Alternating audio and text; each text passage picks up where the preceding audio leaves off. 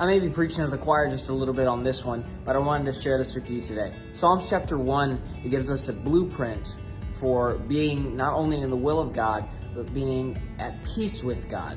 Let me explain if you don't know it already. Psalms chapter 1 verse 1 states, "Blessed is the man who walketh not in the counsel of the ungodly, nor standeth in the way of sinners, nor sitteth in the seat of the scornful. But his delight is in the law of the Lord, and in his law doth he meditate day and night." I'm going to zero in on something that you may have heard before, and that is the progression that we see going on.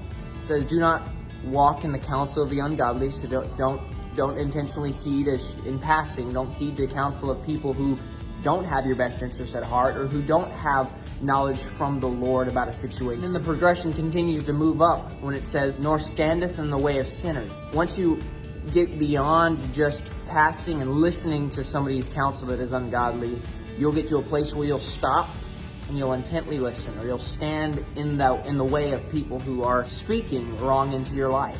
And then the final place where generally problems come from is when we start to sit in the seat of the scornful. We don't just listen to bad advice. We don't just stop and intently give our ear to things that are going on, but we sit down and partake in the scorning of what is right. Sit down and we partake in evil conversation. Many evil things have been bred from this formula not being heeded, from the person not cutting it off as far back as they possibly can. I heard a story about a king who wanted to hire a driver for his daughter, and he gets a bunch of top-notch cab drivers up into his palace, and they stand up in front of him, and the first guy steps up and says, "Oh king, I'm such a good driver, I can drive your daughter down this mountain," because they're on a winding mountain as you see in the movies.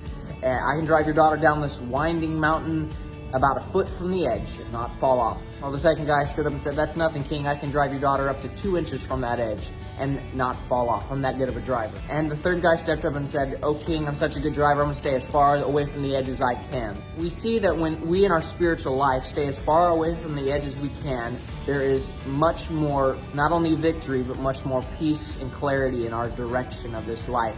What does that passage go on to say in Psalm chapter 1? Well, it goes on to say, "And he or she shall be like a tree planted by the rivers of water." We're going to be established in everything that God wants to establish us in when we do not heed, stop, or listen or partake in wrongdoing in this life. Trust God. Chase Him wholeheartedly today. Love y'all.